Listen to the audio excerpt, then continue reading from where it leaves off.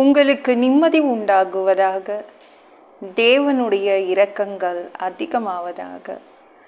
தேவன் என்ன சொல்கிறாங்கன்னா, உனக்கு இருக்கிற இந்த பலத்தோட போ, உன்னை அனுப்புகிறவர் நான் அல்லவோ.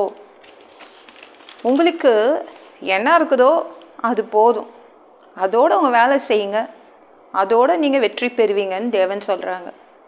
நம்மளுடைய குணமே என்னென்னா, எப்போதும் கம்பேர் பண்ணுறது, ஒப்பிட்டு பார்ப்பது. இவங்க இவ்வளோ வெள்ளையாக இருக்காங்க, இவ்வளோ சிவப்பாக இருக்காங்கங்க, நான் எந்த கலரில் இருக்கிறேன். இவங்க இவ்வளோ உயரமாக இருக்காங்க, நான் குள்ளமாக இருக்கிறேன். இவங்க இவ்வளோ படிச்சிருக்காங்க, நான் சரியாகவே படிக்கலை. இப்படி ஒப்பிட்டு பார்த்து கொண்டே இருப்போம். எவ்வளோ அழகாக இருக்கிறாங்கங்க, நான் எப்படி இருக்கிறேன் பாருங்க, இப்படின்னு ஒப்பிட்டு பார்த்துக்கிட்டே இருப்போம். அவங்க என்ன கொடுத்தாலும் செய்திருவாங்க. ஆனால் நான் இப்படி ஒப்பிட்டு பார்த்து கம்பேர் பண்ணி தான் நம்மளுக்கு வெற்றி கிடைக்க மாட்டேங்குது. தேவன் என்ன சொல்கிறாருன்னா, நான் எவ்வளோ பலன் கொடுத்துருக்கனோ அதோடு நீங்கள் உங்கள் வேலையை செய்யுங்க, மற்றதை நான் பார்த்துக்கிறேன், உங்களுக்கு நான் வெற்றியை கொடுக்குறேன். உங்களுக்கு இருக்கிற அந்த தாழ்வு மனப்பான்மையை எடுத்து போடுங்க, சரிங்களாங்க. தேவன் என்ன கொடுத்துருக்காரோ அதெல்லாம் நம்ம செலக்ட் பண்ணது இல்லை. தேவன் நமக்குன்னு ஒரு உடம்பு கொடுத்துருக்காரு, நமக்குன்னு வேலை கொடுத்துருக்காரு, படிப்பு கொடுத்துருக்காரு, குடும்பம் கொடுத்துருக்காரு, எல்லாமே நம்ம செலக்ட் பண்ணல, தேவன் கொடுத்தது. அது என்ன கொடுத்துருக்காரோ அதை வச்சுக்கோங்க. அதை வச்சுக்கிட்டு கம்பேர் பண்ணி பார்க்காம, ஒப்பிட்டு பார்க்காம நீங்கள் பாட்டு உங்கள் வேலையை பாருங்கள். தேவன் வெற்றியை கொண்டு வந்துடுவார், சரிங்களா. அப்படி இருந்தால் வெற்றி வந்துடும்.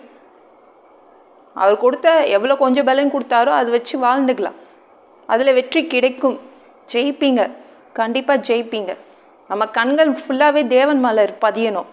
கண்கள் ஃபுல்லாகவே மற்றவங்க மேலே பதிஞ்சு வச்சுக்கக்கூடாது, சரிங்களா. கண்கள் ஃபுல்லாக தேவன் மேலே பதிச்சு வைக்கணும். தேவன் தான் நம்ம பூமியில் வாழ வச்சுருக்காரு, அவர் தான் நம்மளை அனுப்பியிருக்காரு. அதனால் உங்களுக்கு இருக்கிறதெல்லாம் போதும், சரிங்களா. கண்டிப்பாக ஜெயிப்பீங்க, ஓகேங்களாங்க.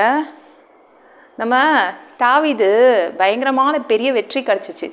எப்படி கிடச்சிச்சு? மற்றவங்களாம் கம்பேர் பண்ணி பார்த்துட்டே இருந்தாங்க, அந்த ராட்சதனையும் தண்ணியும் வச்சு ஒப்பிட்டு பார்த்துட்டே இருந்தாங்க. ஆனால் தாவீது அப்படி பார்க்கவே இல்லை. நீங்கள் 1 சாமுவேல் 17:4 எடுத்து படிச்சு பாருங்க.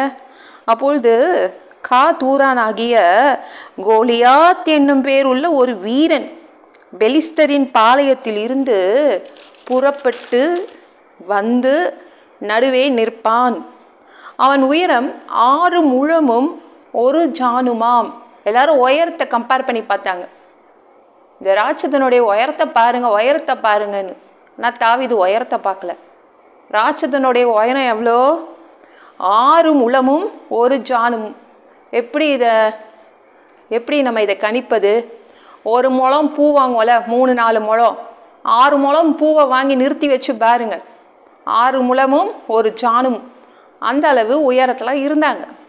இவங்க அப்பா இவ்வளோ உயரமாக இருக்காரே, நம்ம எப்படி இவரை வெற்றி கொள்வது அப்படின்னு பார்த்தாங்க. ஆனால் தாவீது உயரத்தெல்லாம் பார்க்கவே இல்லை. அவன் எவ்வளோ உயரத்தில் வேணால் இருக்கட்டும், மற்றவங்களாம் அவனுடைய போர் ஆயுதத்தை பார்த்தாங்க. இவ்வளோ வெயிட்டில் இவன் போர் ஆயுதத்தை சுமக்கிறானே அப்படின்னு மற்றவங்கெல்லாம் பார்த்தாங்க. நம்ம தாவீது அதெல்லாம் பார்க்கவே இல்லை. அப்போ என்னத்தை தான் பார்த்தான் தாவீது பாருங்க. என்ன பார்த்தான் தாவீது? 1 சாமுவேல் 17:45. அதற்கு தாவீது பெலிஸ்தனை நோக்கி, நீ பட்டயத்தோடும் ஈட்டியோடும் கேடகத்தோடும் என்னிடத்தில் வருகிறாய், நானோ நீ நிந்தித்த இஸ்ரவேலுடைய இராணுவங்களின் தேவனாகிய சேனைகளுடைய கர்த்தரின் நாமத்தினால் உன்னிடத்தில் வருகிறேன் அப்படின்னு சொல்லிட்டான். ஒன்று கம்பேர் பண்ணி பார்த்தான், ஒன்று ஒப்பிட்டு பார்த்தான்.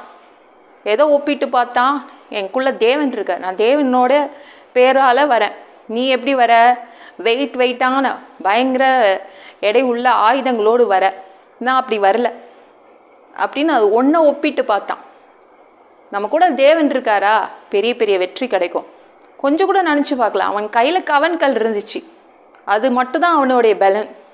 கொஞ்சோண்டு பலன் தாங்க. ஒரு உண்டிக்கோல் வச்சுருந்தான், சின்ன பலன் தான். நம்மளாக இருந்தால் என்ன நினச்சிருப்போம்? ஐயோ அந்த உண்டிக்கோலை ராட்சதன் பிடுங்கி தூக்கி போட்டால் என்ன பண்ணுறது, இப்படிலாம் நம்ம ஓவராக சிந்திச்சிருப்போம். ஆனால் அவன் அதை பற்றிலாம் கவலையே பண்ணல. கொஞ்சோண்டு பலன் இருக்கிற கொஞ்சோண்டு பலனோடு தைரியமாக போயிட்டான். அவனுக்கு நேராக யுத்தம் செய்து அவனை ஜெயித்தான். சரிங்களா? நமக்குள்ளே இருக்கிற தேவனை மட்டும் பார்ப்போம். நம்மளுக்கு கொஞ்சோண்டு பலன் இருந்தாலும் போதும், வெற்றி கண்டிப்பாக கிடைக்கும். கண்டிப்பாக நீங்கள் ஜெயிப்பீங்க உங்கள் வாழ்க்கையில். சரிங்களாங்க? இந்த வீடியோ பிடிச்சிருந்துச்சுன்னா மற்றவங்களுக்கு ஷேர் பண்ண மறக்காதீங்க. கர்த்தர் தாமே உங்களை ஆசீர்வதிப்பாராக.